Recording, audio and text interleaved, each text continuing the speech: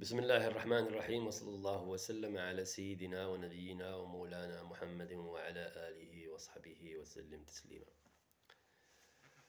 فقط تعقيبا على ما يدور الآن في الساحة التعليمية بالمغرب، وبالتحديد احتجاجات الأساتذة. وباعتباري أستاذ للتعليم الثانوي الإعدادي، أريد أن أدلو بدلوي في هذا الموضوع، وأقول ما يدور في أو أناقش ما يدور في بال كثير من مكونات هذا الوطن.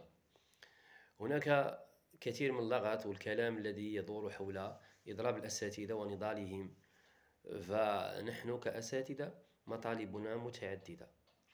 المطلب الأساسي هو إسقاط أو سحب النظام الأساسي، وسحب النظام الأساسي هو مطلب جوهري من المطالب الذي خرج الأساتذة محتجين لتحقيقه. هذا السحب فقط ليفهم من يريد بطبيعة الحال أن يفهم الفرق بين السحب والإلغاء والتعديل. بالنسبة لهذا النظام الأساسي الذي يضم مجموعة من البنود الجائرة والظالمة، ومن أهمها العقوبات التي قد تصل إلى عزل الأستاذ لأسباب تافهة، وكذلك ممكن أن تؤدي إلى توقيفه أو حرمانه من أجرته. وبالتالي هذه العقوبات وأيضا بالنسبة للمهام التي أضيفت مهام أخرى، بالإضافة إلى المهمة الأساسية للمدرس ألا وهي التدريس، أضيفت مهمة الترشيد ومهمة التوجيه والإعلام والقيام بالمهام الإدارية. وكذلك يمكن أن تضاف على حسب تعبير هذا النظام أن تضاف حصص أخرى أو ساعات أخرى إضافية للأستاذ، إضافة إلى الساعات الرسمية التي ينص عليها القانون. وبالتالي هذه البنود كلها وضعت خارج نظام الوظيفة العمومية، يعني أن الأستاذ لم يعتبر موظفا عموميا، يمكن أن يعتبر كمستخدم في مقاولة أو في شركة خاصة. يمكن لصاحب هذه الشركة أو صاحب هذه المقاولة أن يتعامل معه على أساس قانون الخاص. وبالتالي لهذا السبب يطالب الأساتذة بسحبه بطبيعة الحال بشكل عام، ووضع نظام أساسي جديد في إطار الوظيفة العمومية.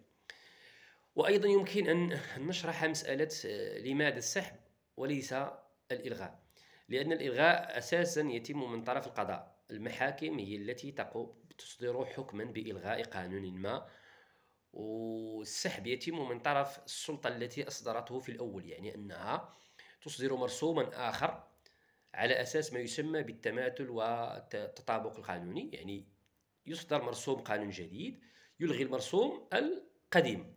أما بالنسبة للتعديل فنحن قلناه سابقا بأن هذا النظام أساسا وضع خارج الوظيفة العمومية، وبالتالي لا يمكن القبول بتعديله، لأنه حتى لو عدل فهذا التعديل يتم في القانون الذي يخالف نظام الوظيفة العمومية.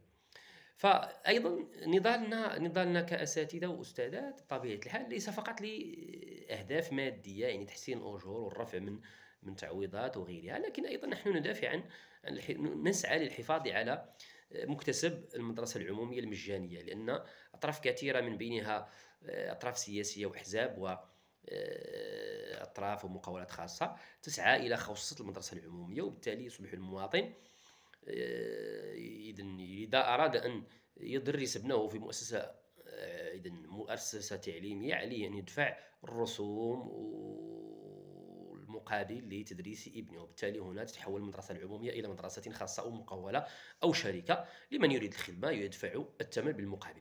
وبالتالي الأستاذ في الأساس يريد أن يحافظ على نظام الوظيفة العمومية، لأن الحفاظ على نظام الوظيفة العمومية سيحافظ بالتأكيد أو أوتوماتيكيا على المدرسة العمومية.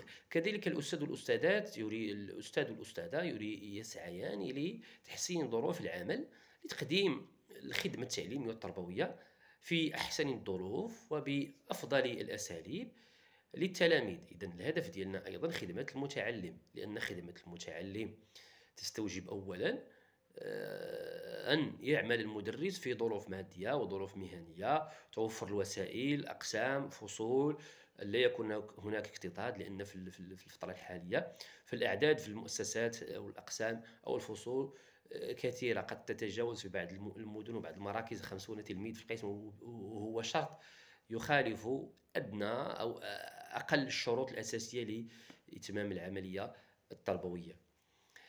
وبالتالي نحن احتجينا بطرق مختلفة، من بينها الإضراب اللي هو حق مشروع يكفله الدستور المغربي، وكذلك نقوم بمسيرة وقفات وهي أيضا حق يكفله قانون الحريات العامة الذي ينص على حماية الحق في التظاهر والاحتجاج. وبالتالي نحن نقوم بمطالبنا وباحتجاجنا في إطار احترام المؤسسات الدستورية المغربية، وفي ظل احترام القانون، وفي ظل احترام كافة مكونات الشعب المغربي. وتحية نضالية.